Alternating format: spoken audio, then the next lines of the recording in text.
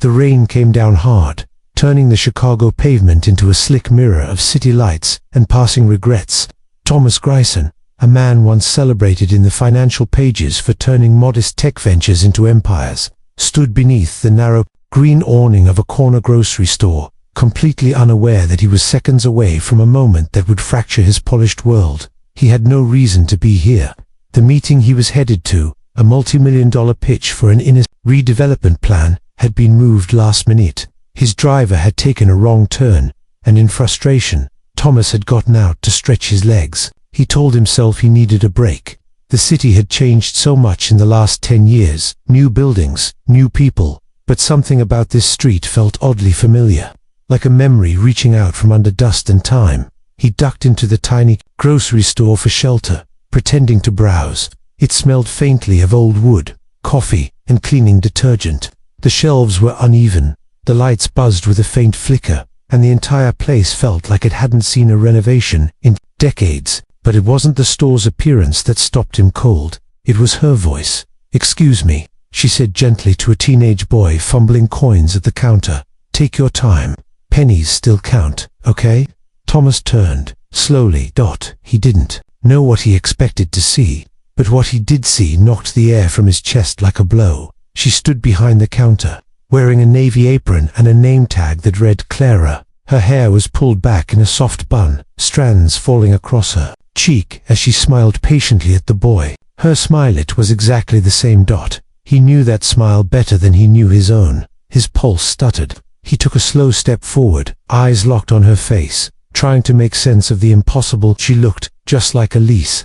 Not dissimilar. She looked exactly like Elise had 10 years ago, before the divorce, before the accident, before everything had gone so horribly wrong. It couldn't be her. Elise was gone. He had stood at her funeral, clenched jaw and dry eyes, too proud to cry in front of his business partners, too ashamed of everything that led to her final days. But this woman, she moved like Elise. The calm confidence in the way she handled the register, the softness in her eyes when she looked at people, even strangers. That wasn't just a resemblance, that was her essence. Thomas stood frozen by the fridge doors. People moved around him, a soft murmur of voices, the creak of the door opening, a child laughing behind him. But all he could hear was the ringing in his ears and the sudden roar of memories crashing back into him. He remembered Elise standing in their kitchen, barefoot, pouring tea and humming an old jazz tune. He remembered how he stopped noticing when she cut her hair, or how her hands used to tremble when she was anxious. He remembered arguments about nothing, then silence about everything. And finally, he remembered walking out. She was an ambition over love, strategy over heart, thinking there would always be time to make things right. There hadn't been, so she said, looking up finally, her voice just a little uncertain. He flinched at the sound. It was so familiar, too familiar. I'm sorry, he managed, stepping forward like a sleepwalker. Do you have a sister named Elise? She blinked. A pause. Something unreadable crossed her face, something guarded, cautious. But then she smiled again, this time softer. No, she said, I don't. Sorry. But he wasn't convinced. Not because of her words, but because of the way she hesitated. Just for a second, before answering. Like she'd heard that name before and hadn't expected to hear it again. Thomas bought a bottled water he didn't need, fumbling with cash. His hands were shaking, and for once, he didn't know how to control the moment.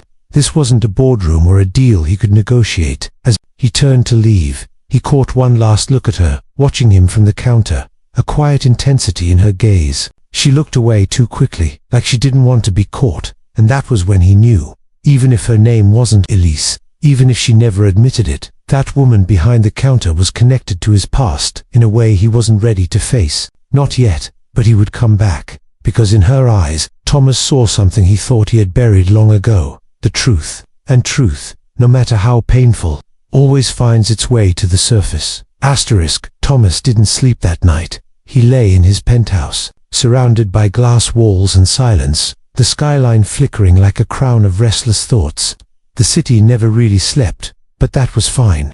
Neither did he. His mind kept looping back to the woman at the grocery store, to her calm voice, her tired eyes, her uncanny resemblance to Elise. He told himself it was a coincidence. People had doppelgangers, right? The world was full of strange overlaps and unexplainable similarities, but deep down, he knew it wasn't just that. Something more was at play. He could feel it not in his mind, but in his gut. The kind of knowing you couldn't argue with. By morning, he had made a decision.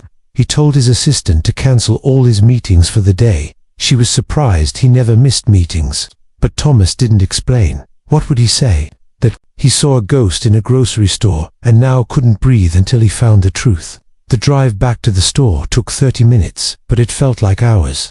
He remembered every turn, every graffiti-tagged wall, every cracked sidewalk. Funny how you could ignore a place for years and then suddenly see it like it was the center of the universe. When he stepped inside, the bell above the door jingled again, a quiet sound that suddenly held weight. She wasn't there. The man behind the counter was younger, maybe mid-20s, with earbuds in and no interest in customers. Thomas waited. 10 minutes passed, then 20. He bought gum just to start a conversation.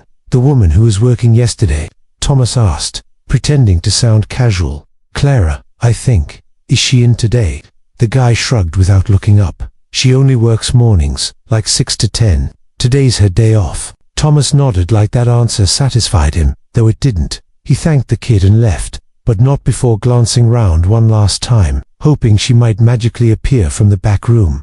She didn't. Over the next few days, Thomas became something he hadn't been in years, patient. He returned every morning before 10. Sometimes he bought a coffee, sometimes a newspaper, always waiting for her. And then, on the fourth day, there she was. Clara. Same tired apron, same soft bun in her hair, same calm presence behind the counter. And when she looked up and saw him, something flickered across her face, recognition, maybe, or something deeper. This time, he didn't pretend to browse. He walked straight to her, slow and careful, like any sudden movement might cause her to vanish. I know I sound crazy, he began, his voice quieter than usual, but I need to ask again. Are you sure you don't know someone named Elise Grayson? She didn't answer right away. Her eyes didn't move, but he could tell. Something inside her had shifted. A second passed, then two, then she exhaled slowly, like she'd been holding her breath for years. I know the name, she said softly. Thomas's heart kicked. How? Clara looked around. The store was mostly empty, save for an older man browsing canned soup and a child in the cereal aisle. Maybe we shouldn't talk here, she said, voice barely above a whisper. Come back after my shift 11. There's a diner 2 blocks down. Rusty's. Thomas nodded once, then left, pulse racing.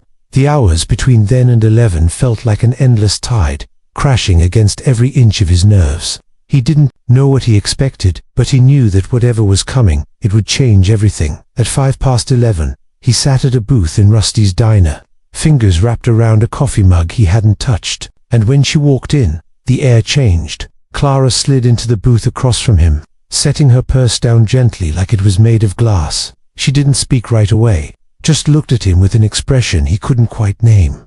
I wasn't lying, she said finally. My name is Clara. I'm not Elise, but I knew her. Thomas leaned in. How? Clara stared down at her hands, twisting the corner of a napkin. She was my sister. The world tilted. Thomas blinked, trying to steady the storm rising inside his chest. Your sister? Clara nodded. Half-sister, technically. Same father, different mothers. We weren't close growing up, but when we got older, we found each other again. His mouth felt dry. She never told me. She didn't tell most people. It was complicated. Our father left her mother and married mine. Elise didn't come into my life until she was almost 25, but when she did, she made up for lost time. She was ... everything. Her voice cracked a little on that last word, and she paused. I knew she was married to you, Clara said, looking him straight in the eyes. I knew what happened, and I know how it ended. Thomas looked down. The shame returned like a cold fog, wrapping round his throat. I didn't know she had anyone left, he murmured. Clara smiled sadly. She didn't, not at the end. That's what broke her the most. Not the divorce, not even the accident. It was the loneliness. A long silence stretched between them. She never stopped loving you, Clara added after a while, even when she shouldn't have. Thomas closed his eyes. I didn't come looking for forgiveness, he said. I don't think I deserve it. But seeing you, it felt like the universe was trying to give me one more chance to face what I ran from. Clara nodded slowly. Maybe it is. They sat there in that booth, two strangers connected by a name, by memories, by grief neither of them had dared to voice in years. And somewhere deep inside the ache of that moment, something began to shift. It wasn't forgiveness. Not yet. But it was the beginning of truth. And truth, when spoken aloud, has the power to heal, even the parts we thought were beyond saving. The next morning, Thomas stood in front of the mirror, dressed but uncertain. His reflection, once sharp with certainty and purpose, looked ... different now. Not older, necessarily, though the lines around his eyes had deepened over the years. It was something else, an unfamiliar heaviness in his expression, the kind that comes not from exhaustion, but from being pulled back into a past you thought was over. He had gone to that diner yesterday expecting answers. Instead, he had left with more questions and a name that haunted him deeper now than ever before. Elise. But it wasn't her voice echoing in his mind now. It was Clara's, quiet, calm, unflinchingly honest. She never stopped loving you, even when she shouldn't have. Those words had unraveled something in him. Not guilt exactly. He'd lived with that for years, but something deeper. A kind of aching clarity. He had failed Elise, not just as a husband, but as a human being. And now, by some strange twist of fate, her sister, her only real family, was here, in the same city, working the early morning shift at a store, barely surviving on forgotten streets. He couldn't explain it, but he felt drawn to her, not in a romantic sense, but in a way that felt important, like finishing a sentence that had been left open to long. At exactly 6 the next morning, he was waiting outside the store. Clara raised her eyebrows when she saw him through the glass, but she didn't look surprised. "Do you sleep?" she asked when she unlocked the door. "Sometimes," he said, managing a small smile. Today didn't feel like one of those days. She chuckled softly and stepped aside to let him in, flipping the sign to open. For the next hour, Thomas didn't talk much. He helped her stock shelves, refill the coffee machine, carry in the box of deliveries that had been left outside. She didn't ask him to, he just did it. It felt good. Strange, but good. Eventually, as they restocked the bread section, Clara glanced over at him. "You don't seem like the kind of man who does this sort of thing," she said. "I wasn't," he admitted. "Not for a long time." "What changed?" He paused, then picked up a loaf of sourdough and placed it gently on the shelf. "You did." She looked at him, surprised. "Not just you," he clarified. "You, Elise, this place. I don't know. It's like I've been running so fast for so long. I forgot why I started running in the first place." There was a quiet between them after that. Not awkward, just ... honest. "I used to wonder," Clara said after a moment, "why Elise never hated you. Why she never blamed you. She could have. She had every reason." Thomas leaned against the cart of empty boxes, eyes lowered. "Maybe because she saw something in me I couldn't see in myself." Clara nodded. She had a way of doing that. He looked up, the emotion thick in his chest. "Tell me about her, please." So Clara told him. Over the next few days, as the city outside kept moving in its usual hurried rhythm, Thomas returned to that store every morning, and Clara spoke. At first in fragments, quiet anecdotes, old stories from childhood, moments only sisters could share. But slowly, her stories grew deeper. She told him about Elise's love for old records, how she would cry at certain piano pieces without ever explaining why. She told him about Elise's dreams of starting a youth art program, how she used to doodle ideas on napkins, always imagining a way to help people feel seen. She told him about the accident, the one that took her mobility for nearly a year, how she learned to walk again, alone, after Thomas had left. "She never told me," Thomas whispered. "She didn't want pity," Clara replied. "She said you'd moved on, that it wouldn't change anything." He sat with that for a long while, the weight of it. "I thought leaving was a clean break," he said quietly, "like pulling off a bandage. But I didn't just leave her. I left everything she still had faith in." Clara looked at him, her expression softer now. "You made mistakes," she said, "big ones, but you're not here pretending you didn't." For the first time in years, Thomas felt like someone was truly seeing him, not the businessman, not the media figure or polished success story, but the man underneath, the man who failed, the man who still wanted to do right. And Clara, in her quiet way, offered something he never expected. Understanding, not forgiveness, not yet, but something close. That afternoon, as they locked up the store together, she paused before turning the key. "Do you want to see where she's buried?" she asked gently. Thomas hesitated, then nodded. The car ride was mostly silent. Clara gave short directions, and Thomas followed, each street feeling heavier than the last. Eventually, they reached a small cemetery on the edge of town. Nothing grand, nothing famous, just rows of weathered stones and wildflowers growing freely among them. She led him to the grave without a word, and there it was, Elise, our Grayson, beloved daughter, sister, artist, a heart that never stopped giving. Thomas stared at the headstone, the edges of his vision beginning to blur. He hadn't cried at her funeral. He hadn't cried after the divorce. He had always prided himself on being composed. But now, standing in front of her name, beside the only person who still carried her memory, he felt something inside him finally break open. He knelt down slowly, brushing a few stray petals from the base of the stone. "I'm sorry," he whispered, "for all of it." Clara stepped back, letting him have the moment alone. The wind was light, the sky above was quiet, and for the first time in over a decade, Thomas didn't feel like a man defined by his past, but a man finally facing it. And somehow, even through the sorrow, he felt Elise's presence not in the grave, but in the silence around him, in the forgiveness he still hoped to earn. In the sister who chose not to turn him away.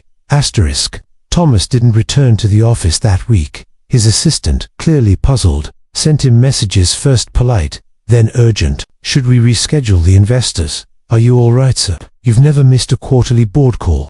But Thomas didn't respond. For the first time in years, he wasn't chasing profits or negotiating land deals. Instead, he found himself sitting in Rusty's diner again, across from a woman who resembled his late wife more in spirit than appearance, kind, honest, steady, and it was strange how normal it began to feel. How each morning now started with coffee and quiet conversation. How the grocery store didn't smell like failure anymore, but like beginnings. Clara wasn't exactly warm. She didn't rush to comfort or offer cliches.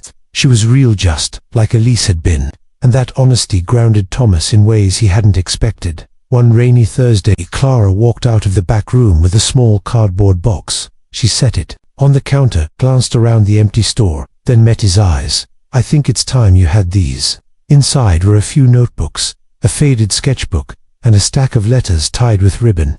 Elise's handwriting danced across the covers, in soft, elegant, slightly slanted, unmistakably hers. Thomas's hands trembled as he lifted one of the notebooks. The scent of paper and time hit him all at once. He hadn't touched anything of hers in almost 9 years. "I found them after she passed," Clara said quietly. "She never mailed the letters, but I think ...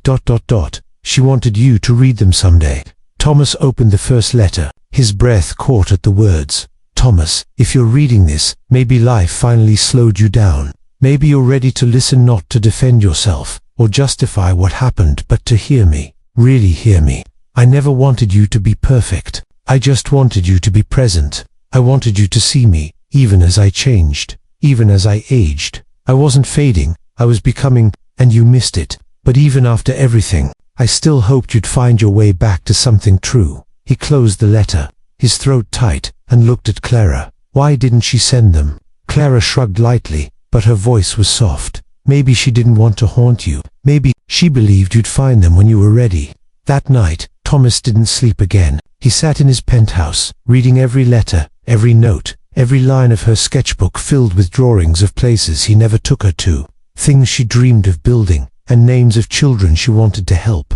Not once did she curse him, or speak cruelly of the past. Instead, there was grace on every page. Pain, yes, but also forgiveness buried beneath it, quiet and steady. The next morning, Thomas returned to the store with purpose. He waited until Clara had brewed the coffee and turned the lights on. Then he stepped behind the counter and placed a folder on the table. It had his company logo on the front. She frowned. "What's that?" "My next project," he said. "I'm funding an art and outreach center for underprivileged youth. It'll offer free classes, mentorship, and space to create. The first one opens right here in this neighborhood." Clara blinked, speechless. I read her notebook, her dreams. "I know I can't undo the past," he added, voice quiet but clear. "But maybe I can build something she wanted to see in the world."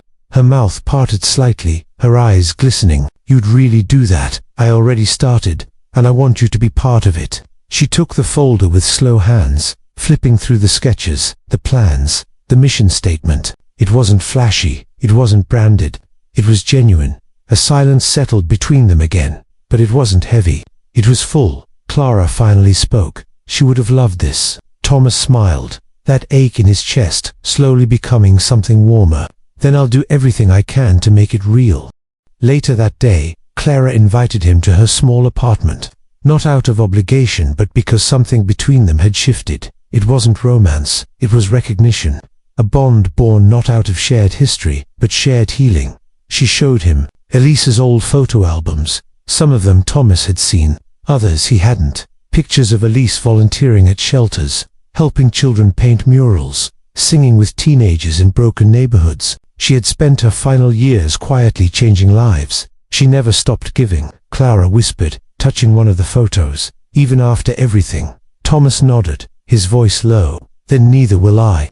And in that quiet apartment, surrounded by memories of a woman who still lived in every kind gesture and every forgiven regret, a new chapter began. It wasn't about redemption, not entirely. It was about responsibility and the quiet miracle of second chances. The ground broke on the outreach center. 3 months later, Thomas stood beside Clara as the ribbon was cut. The sound of applause echoing in a neighborhood that had grown used to silence. The sky was overcast, but the mood was bright, electric. It wasn't just a building, it was a promise made real. The center stood where a condemned factory used to rot, forgotten by the city. Now, the old bricks were replaced by open glass windows, art-covered walls, and a courtyard filled with blooming flowers and children's chalk drawings. Inside, there were easels, music rooms, a small theater stage, and shelves full of supplies, bought not for profit, but for possibility. Clara watched as a group of kids ran through the halls,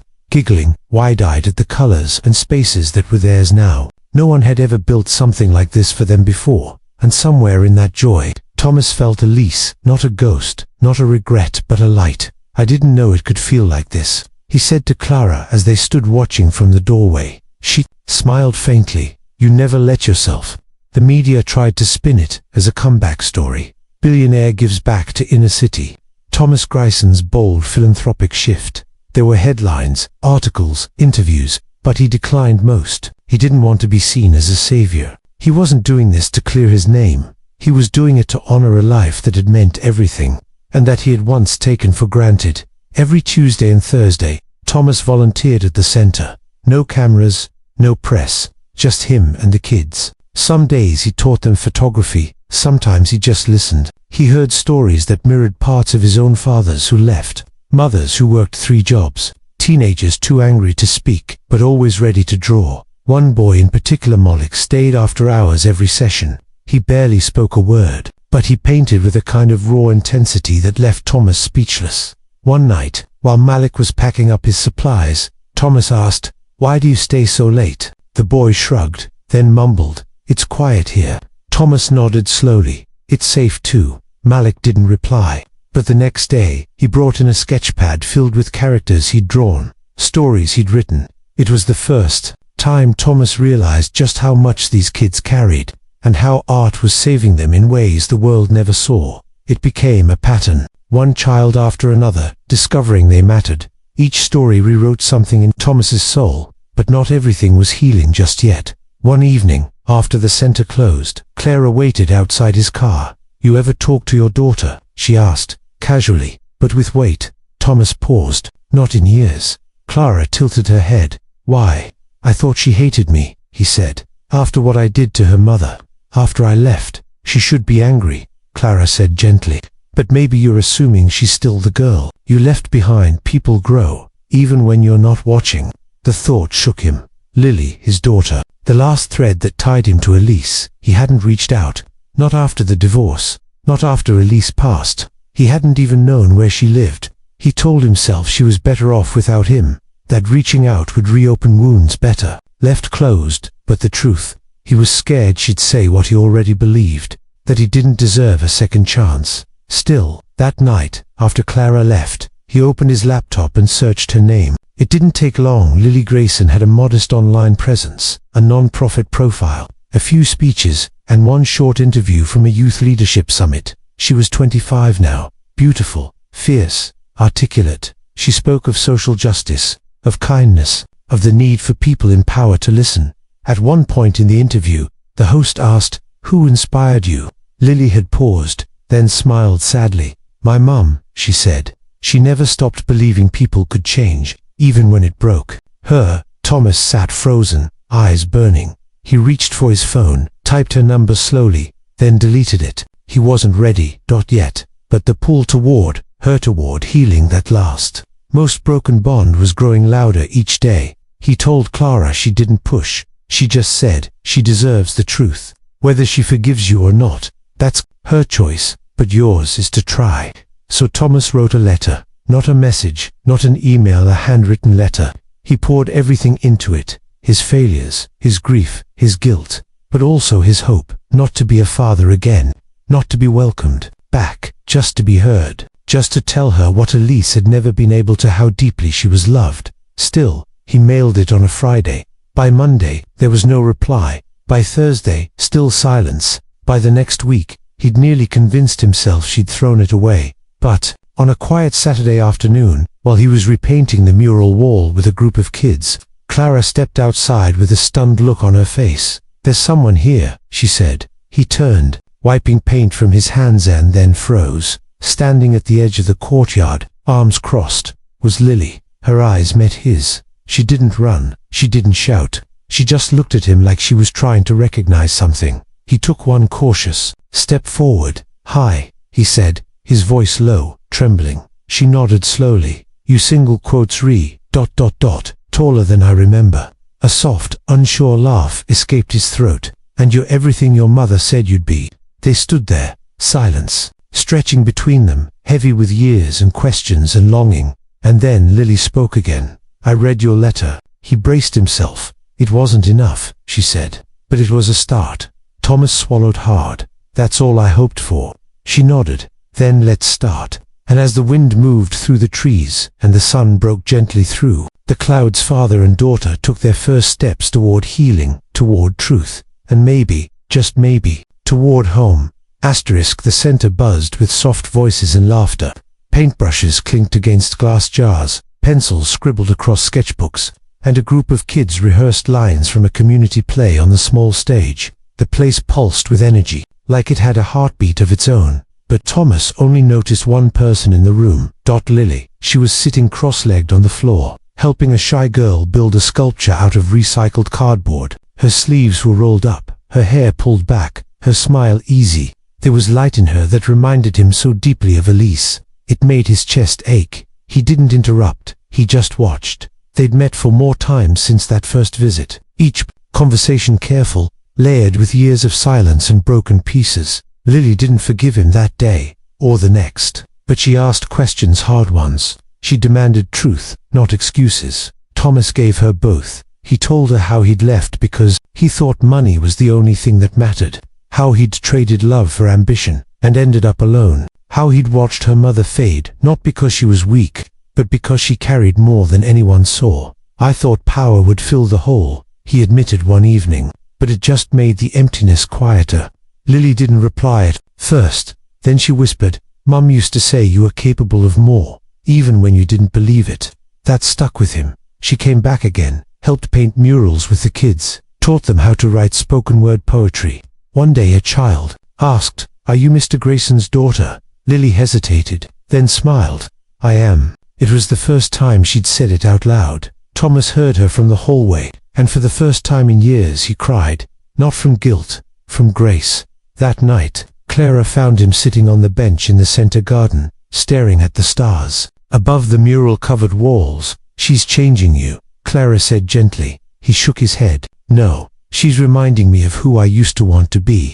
The next day, Thomas made a call to his legal team. He didn't ask. He instructed, "I want the Grayson Foundation restructured. Majority of the shares go to Lily. She'll be the future of it." His lawyer paused. "She hasn't accepted any role." "She will," Thomas said, "when she's ready. But I want it in place. It's time she leads." He'd built an empire, yes, but now he was building legacy. Not brick and steel, but people. purpose, possibility. Later that month, the center held its first community showcase. Children performed songs, read poetry, unveiled paintings, parents cried, neighbors clapped. Something had shifted in the community. Hope was growing where silence once lived, and when it was Lily's turn to speak, she stood in front of the crowd with her voice steady and clear. I used to think stories were just words, but they're more than that. They're memories, they're bridges. They're how we find our way back to each other when we've been lost for a long time. She looked out at the audience, locking eyes with her father. My story started in pain, but now it's being rewritten in hope. Thomas stood in the back, hands clasped, heart full. He didn't need to be center stage anymore. He didn't need applause or headlines. He'd had all that tanned. It had never brought him peace. But this quiet redemption, this chance to do good, not to be admired, but to be useful, it was worth everything. After the showcase, Lily walked up beside him. They didn't speak at first, just watched the kids run across the courtyard, barefoot and laughing. Then she said, "You're a better man than the one I knew." He looked at her, eyes soft. "I'm trying to be." She nodded. "And I believe you are." They stood there a moment longer, and then without fanfare, without pressure, she took his hand, not because the past had disappeared, but because she was choosing to carry it differently now, and he was choosing to carry it with her. That night, Thomas walked home alone, not to his penthouse in the sky but to a modest apartment just 3 blocks from the center. He'd sold his company. He'd donated half of his wealth. He was finally living with the world instead of above it. He didn't need millions anymore. He had meaning. He had Lily, and the memory of Elise, who'd once believed in the good inside a man long before he ever saw it in himself. In the quiet of his new home, he lit a candle and placed it by the window. For her, he whispered Dot. Then he sat down at his desk, opened a journal, and began to write. Not a business plan, not a speech, just a story. A story of a man who lost everything chasing the wrong things, until love, in all its quiet strength, called him back home.